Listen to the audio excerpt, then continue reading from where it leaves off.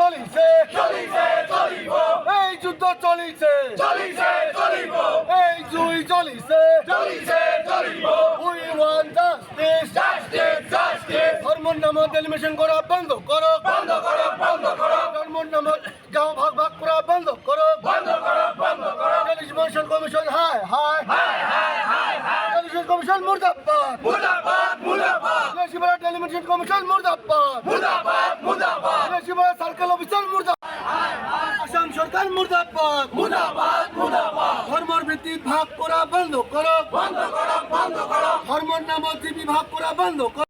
এই রানিগঞ্জবাসী তথা বিলাসীপাৰা সমষ্টি ৰাইজৰ সহযোগত একত্ৰিতভাৱে আজি দুৰ্গন্ধীয়া অৱস্থান ধৰ্মঘাট পালন কৰি আছোঁ। পালন কৰাৰ এটাই উদ্দেশ্য যে ডেলিমিটেশ্যন কমিশ্যনখন যিটো খচৰা প্ৰস্তুত কৰিছে এইটোত আমি একেবাৰে অসন্তুষ্ট, কাৰণ এই ৰানিগঞ্জ জিপিটোতো একেবাৰে শেষ কৰিছে। ইয়াৰ পিছতো চৰকাৰী নীতি নিয়ম উলংঘা কৰি গভৰ্ণমেণ্টৰ জিপি যিটো হেড অফিচ 2 কোটি টকীয়া খৰচ কৰি এটা গাঁও পঞ্চায়ত নিৰ্ধাৰণ কৰা হৈছে। এই ৰাজহুৱা গাঁওখনে আমাৰ ৰানিগঞ্জ জিপিত দিছে। এতিয়া ৰানিগঞ্জ জিপিত কেইটা অফিচ হ'ব? আমাৰ হাকমা জিপি তেনেকুৱা যিখন গাঁৱত অফিচ হাকমা জিপিৰ পঞ্চায়ত অফিচ, সেই পঞ্চায়ত অফিচটোৰ গাঁওখন চিৰাখুটাত দিছে আৰু চিৰাখুটাটো বেলেগ খণ্ড উন্নয়ন মিছনৰ লগত জড়িত চাৰ্কেল এখেতৰ বেলেগ হৈ যাব। আৰু আমাৰ ভেলাকপা গাঁওখন ইমান দূৰত, সেই গাঁওখনক আনি নদীৰ এটা ডিবেট আছে, সেই গাঁওখনক আনি শালতাৰী জিপিত দিছে।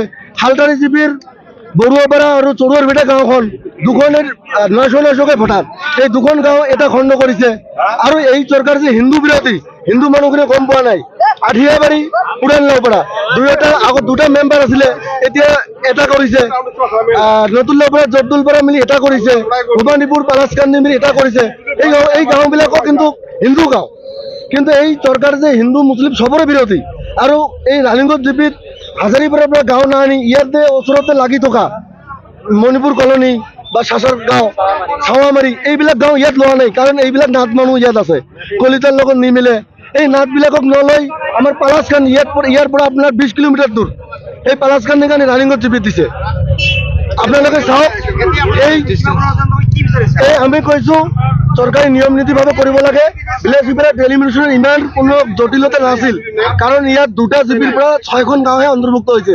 এই 6খন গাঁও যিকোনো দুটা জিপিত অন্তৰ্ভুক্ত কৰি যিহেতু আপোনালোকে কৰিব পাৰে, ৱাৰ্ড কমাব পাৰে, 900 ভোটাৰ থাকিলেও দুটা ৱাৰ্ড এটা কৰিব পাৰে, এনেকুৱা কৰি যিকোনো দুটা জিপিত সংলগ্ন কৰি বাকী যিবিলাক জিপিত কোনো গাঁও হেৰফেৰ হোৱা নাই এনেকৈ ৰাখি যাতে ডেলিমিটেশ্যনটো পূৰ্ণাংগভাৱে ৰূপ দিয়ে। নহ'লে অহা 22-23 তাৰিখৰ পৰা আমি অনশন ধৰ্মঘাটত বহিম। যিমান দিনলৈকে ইয়াত অফিচাৰ নাহে, ডিচি নাহে, কমিশনাৰ নাহে, তেতিয়ালৈকে আমি আন্দোলন ক্ষান্ত নাথাকিম। কাৰণ যিকোনো খবৰৰ বাবে যোগাযোগ কৰক 7099017330 অথবা 7099017990 নম্বৰত।